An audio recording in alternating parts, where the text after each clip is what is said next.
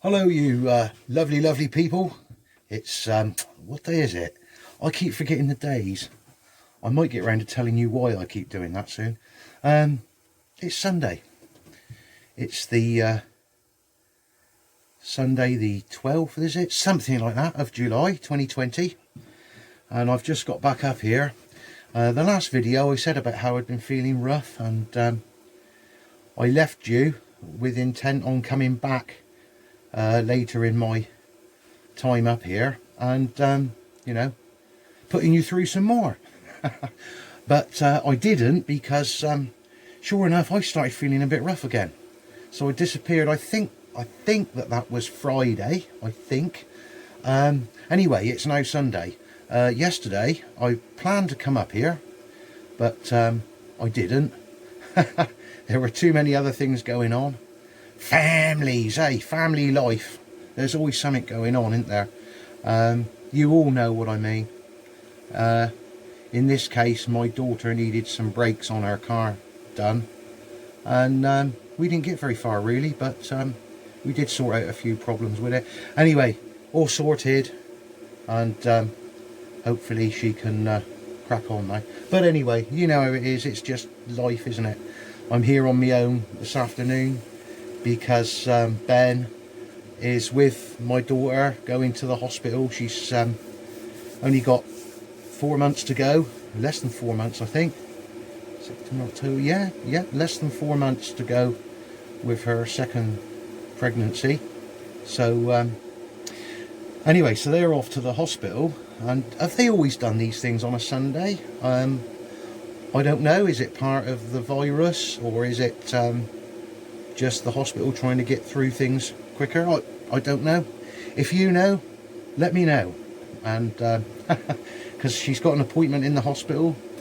I'm not sure if it is just a routine thing. I think that they're worried about her iron levels, and they want her to have an ECG and just check this and that, some bloods. So but this appointment was given to her several days ago, so I just wonder why it's a Sunday. Let's say it might be standard procedure, I don't know. Anyway, so back to it. We're at the allotment, and I did also make a little use of yesterday by getting a post whacker, beater, rammer, whatever you want to call it, because it's something I haven't had, and I wanted to put some kind of netting, mesh, up to act as a windbreak around that polytunnel before we get round to putting the polythene back on. And we've got kettles and everything here, so you've caught me making myself a coffee. Anyway, so yeah, so I've just put a few posts in, but it's still pretty hot, so I thought, well, I'm gonna have a break. So I figured I'd go and have a coffee, and on my way back up to the shed, you know, you notice weeds here and weeds there, and you end up half an hour later, that coffee.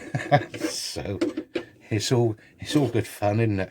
But yeah, so I managed to get some seeds today for cabbages that you sow in July, and they'll be ready next June.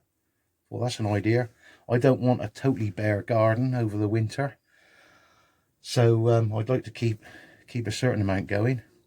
The plot in front of me, behind you, it's behind you, is the second plot we gained. That's going to be pretty empty and rough anyway. Well, hopefully we'll get it looking half tidy, but I doubt if it'll have much in it, so we might just dig it all over, get all the weeds out, etc., and then sheet it down till next well, I don't know, February, March.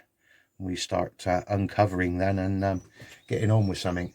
It's we've chomped down to sort of ankle height with 2/3 of it, but yeah, it's certainly messy. Anyway, where's the spoon? There it is.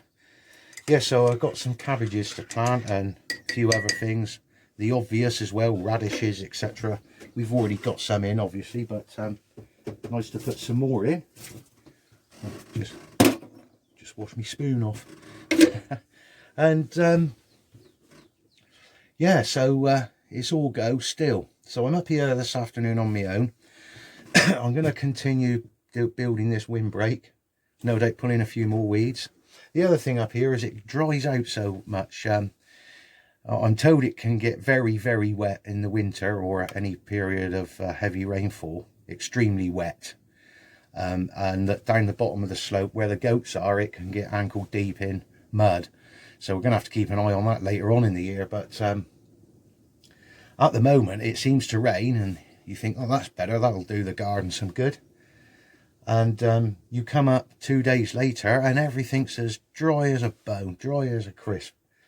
And of course the wind up here that we were talking about when we were on the polytunnel, that must be doing a fair bit.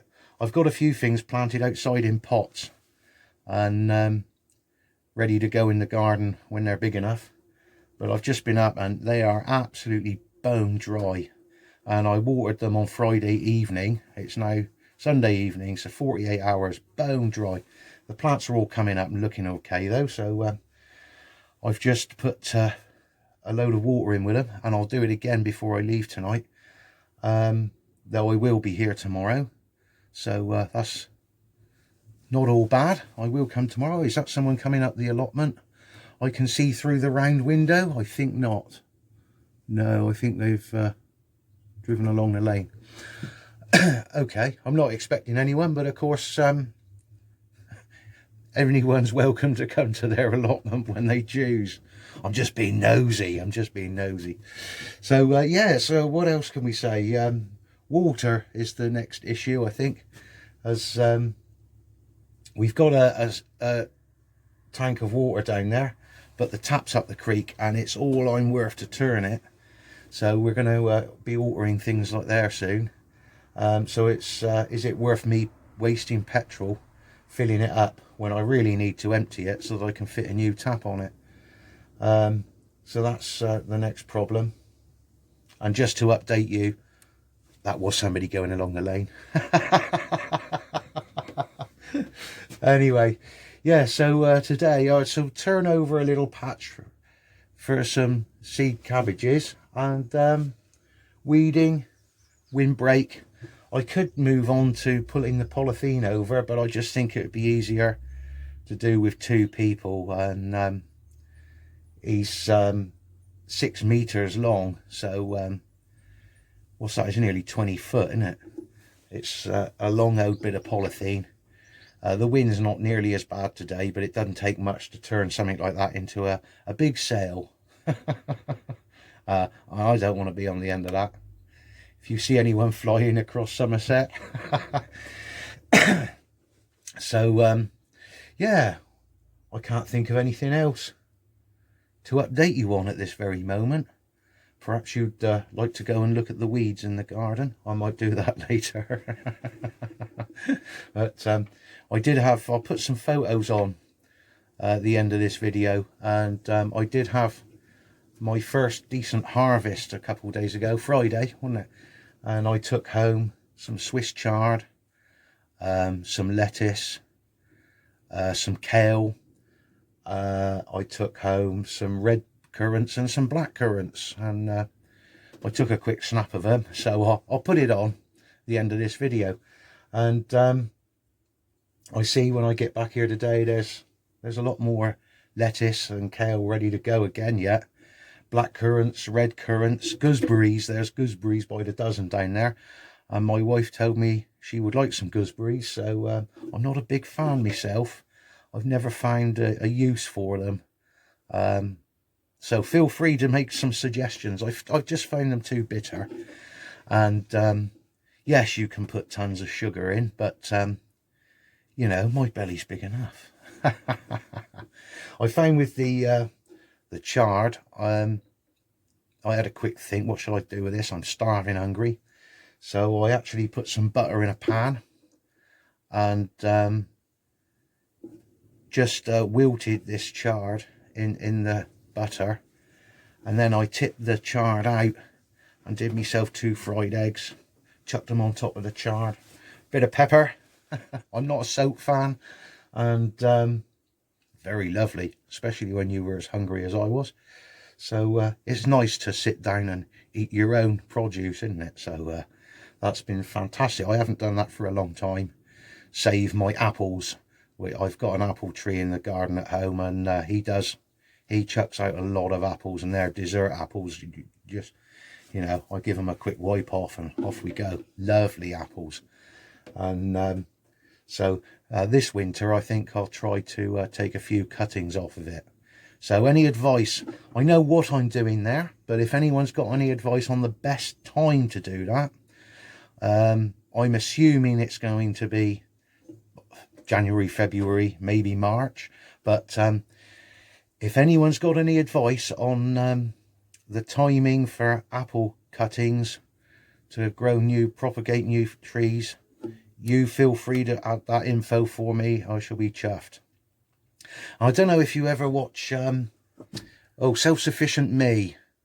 Is it Paul? I can't remember his name now. He'll come to me. Anyway, he's an Aussie, and he often makes the point that he's not trying to be self-sufficient.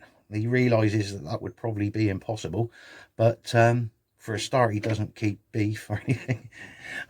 But he wants to be, and he's suggesting that we should all should be as self-sufficient as we can be. And I like that idea. That's one of the ideas that brought me here.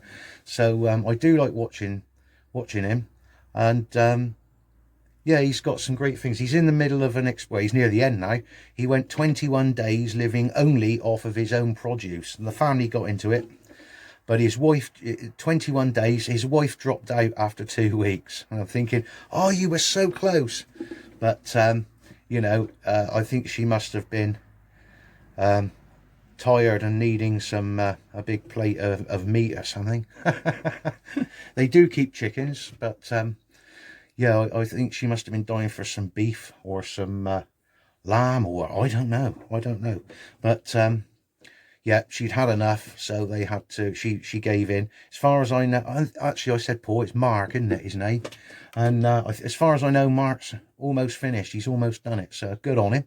And if he ever does watch this, good on you, mate. And I hope to be where you are at some stage. He does all raised bed gardening as well. He's had enough of hurting his back and his knees, and everything's on a raised bed. So yeah, he's got a great setup there. He has got better weather to go with it. He's subtropical, so you know, he does videos now and then on growing lemon trees, and just, well, not worth watching that if you live in the UK. But there you go. Anyway, I've waffled on enough. I shall drink my cup of coffee here in the shed, or just out the back where it's a bit shady, because it's pretty warm, as you can see by the state of my hat. And then I'll crack on back to it. I might even let you in. Catch you later. Bye bye. Hi again. I was just strolling down from my cup of coffee, and here I planted diagonally. There's a reason for me planting it diagonally. That is, there's so many weeds up here. When things come through, I don't know if they're weeds or plants. So I figured if I do them diagonally, I'll know when I see them coming up. And sure enough, there's little rainbow carrots coming up that I planted last week. So I've just been through, and here I've got a bucket of worm compost. There's a leaf got in there somehow. A bucket of worm compost, homemade, my very own worms. So I've just spread some in between the rows, and I'll water that in later. Hopefully it will do some good. But hey, we've got rainbow carrots. Hi again. Just calling in to show you the bit of a windbreak I've put up for the tunnel. I can come back with a second layer of that mesh. I might actually do that yet. We've got enough there to do it. And I've gone around the corners there as well, just to take the corners out. Hopefully it'll help. Anyway, so fingers crossed. Tomorrow's Monday the 13th, I think, of July 2020. Anyway, hopefully tomorrow I can come up here and get the polythene back on. Fingers crossed, and we'll be getting back into business. So I've already got shelves and things to go up in there, and you know, seeds to plant, plants to plant, and could really do with this up and running, so that then we could spend some more time on other things like that, for instance. As you can see, we started making a hole in it. You can see it up through there. It's been sort of, well, it's been attacked anyway, but here in this corner we're still pretty bad. And yeah, so we need to crack on with that, and also need to maintain the first plot we had, because you know, there's lots of weeds growing and things need watering and things that need harvesting, and on it goes. But quite impressed with my first ever cabbages there. Doing all right, they are.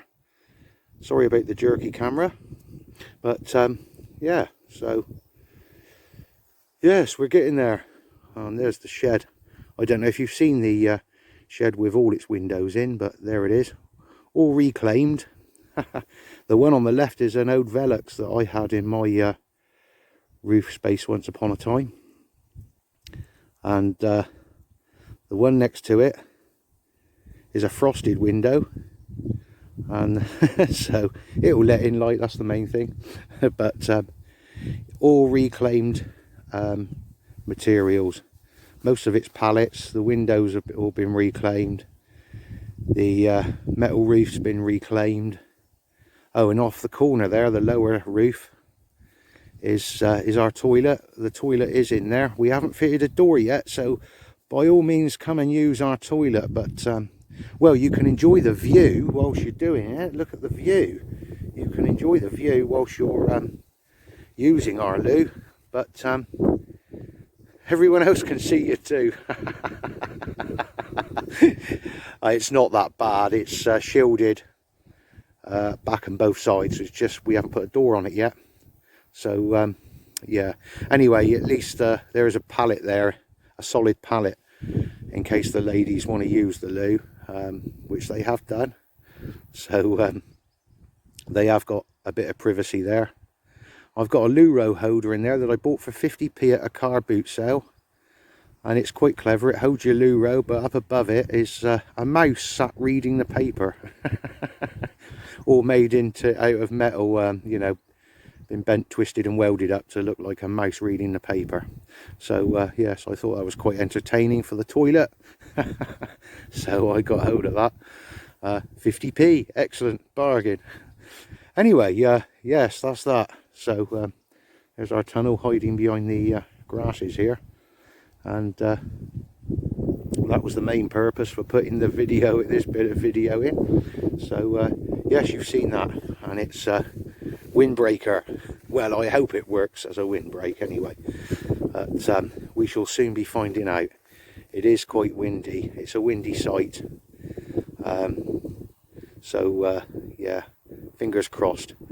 We have got some peas along here, and further in some lettuce and some beetroot. As soon as they're out of the way, I think I'll be getting some bushier plants to put there and leave there. I've got some artichoke growing. I might be able to move them to that site.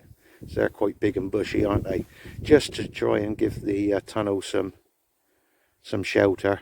Comfrey's another one. I've got some comfrey seed coming on, so maybe comfrey's another thing to put in this side of the windshield, and to really ease it. And if that cures my problem, then great. We will be anchoring it down better than we did last time as well. We're going to actually put ropes over the structure.